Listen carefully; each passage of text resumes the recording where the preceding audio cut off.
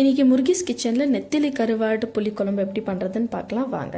அதுக்கு ஒரு கடாயில் எண்ணெய் காஞ்சதுமே கடுகு, 10லேருந்து 15 பல்லு பூண்டு, ஒரு வெங்காயம், ஒரு கொத்து கருவேப்பிலை இதெல்லாம் போட்டு நல்லா பொன்னிறமாக வதக்கிக்கோங்க.